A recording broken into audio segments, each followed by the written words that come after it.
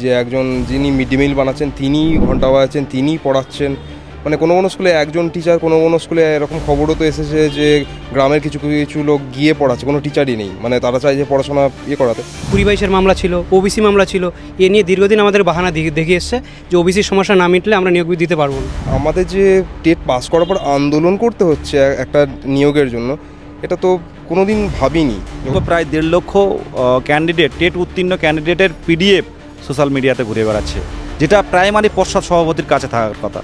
বিগত 19 তারিখের আমরা আন্দোলন করেছি এবং সত্যি কথা বলতে আমাদের যদি নিয়োগ নোটিফিকেশান যদি না বেরোয়, আমরা বাধ্য থাকবো আগামী দিনে আরও বৃহত্তর আন্দোলনের দিকে। আমরা সেদিন শান্তিপূর্ণভাবে বসতে চেয়েছিলাম, কিন্তু পুলিশ সত্যি কথা বলতে আমাদের সঙ্গে ভীষণ খারাপ ব্যবহার করেছে, আমাদেরকে ধরপাকড় করেছে, এমনকি অনেক প্রতিবন্ধী যারা ছিল তাদেরকেও মেরেছে।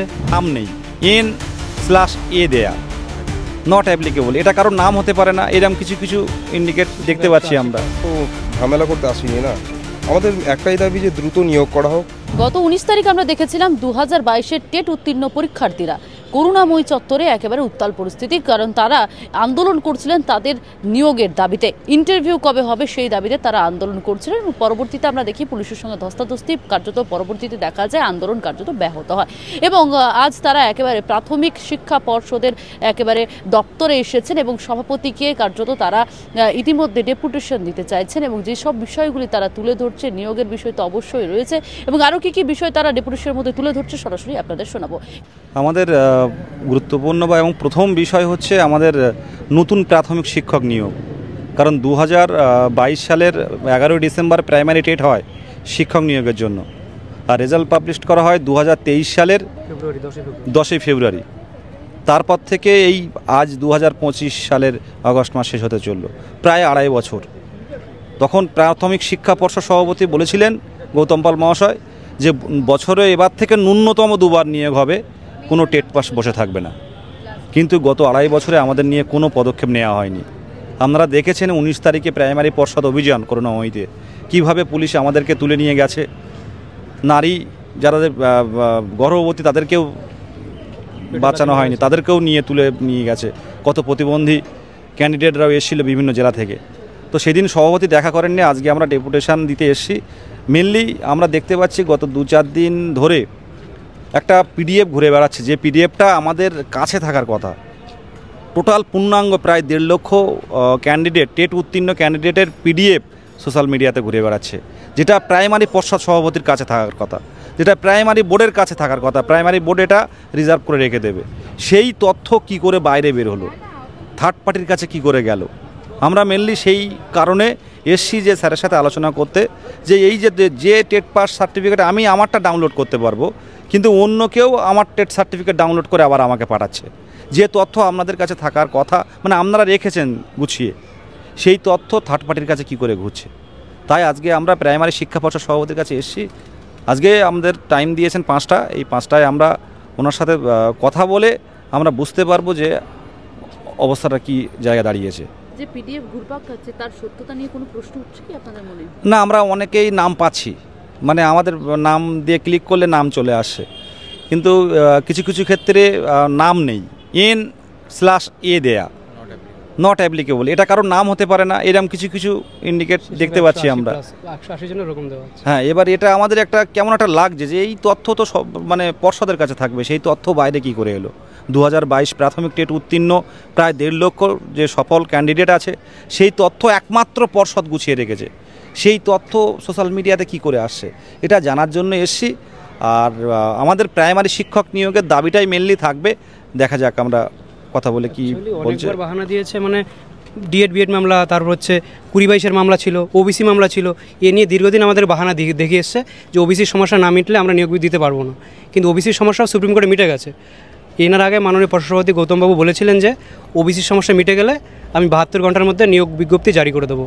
আজকে ওবিসির সমস্যা মানে হাইকোর্টে মিটে যাওয়ার প্রায় 15-20 দিন হয়ে গেল, সুপ্রিম কোর্টে মিটে গেছে 1 সপ্তাহ হয়ে গেছে, সমস্ত দপ্তরে নিয়োগ বিজ্ঞপ্তি বেরিয়ে গেছে, একমাত্র প্রাথমিকের নিয়োগ বিজ্ঞপ্তিটা এখন অবধি বেরোচ্ছে না।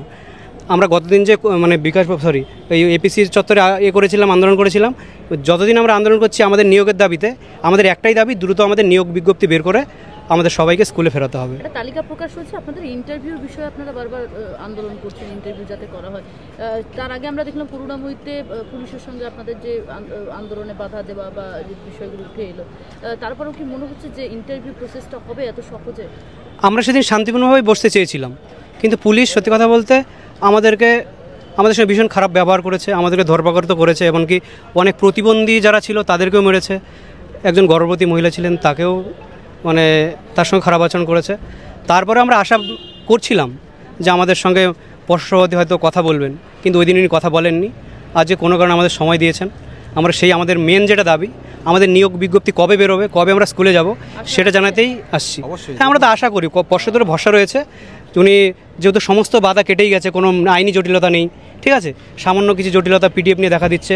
আশা করি পর্ষদ সেটা নিজের ক্ষমতা বলে সেটাকে সমাধান করে দেবে এবং দ্রুত আমাদের নিয়োগ বিজ্ঞপ্তি বের করবে। অবস্থাগুলো এরকম যে একজন যিনি মিড ডে মিল বানাচ্ছেন তিনি ঘন্টা বাজাচ্ছেন, তিনি পড়াচ্ছেন। মানে কোনো কোনো স্কুলে একজন টিচার, কোনো কোনো স্কুলে এরকম খবরও তো এসেছে যে গ্রামের কিছু কিছু লোক গিয়ে পড়াচ্ছে, কোনো টিচারই নেই, মানে তারা চায় যে পড়াশোনা করাতে। সেরকম জায়গাতে টিচার নিয়োগ না হওয়াটা এটা খুবই দুঃখজনক। এবং আমাদের যে টেট পাস করার পর আন্দোলন করতে হচ্ছে একটা নিয়োগের জন্য, এটা তো কোনো দিন ভাবিনি। যখন পড়াশোনা করেছিলাম কোনো দিন ভাবিনি যে এরকম করতে হবে। তারপর আমরা যে এই রিসেন্টলি আন্দোলনে এলাম 19 তারিখে, আমরা তো কিছু ঝামেলা করতে আসিনি। আমরা শুধু জানতে চেয়েছিলাম যে এই 2.5 বছর ধরে নিয়োগ দেওয়া হলো না কেন, ইনস্পাইট অফ আমরা যে পাস করেছি, কিন্তু এটা কেন হচ্ছে। তার জায়গাতে আমাদের পুলিশের বাধা পেলাম। আমরা তো ঝামেলা করতে আসিনি না। আমাদের একটাই দাবি যে দ্রুত নিয়োগ করা হোক। আর কি বলতে পারি আমরা, মানে এছাড়া আমরা কী বা করতে পারি? পরীক্ষা দিয়ে পাস করতে পারি, এরপর আন্দোলন করতে পারি, আর কি করতে পারি?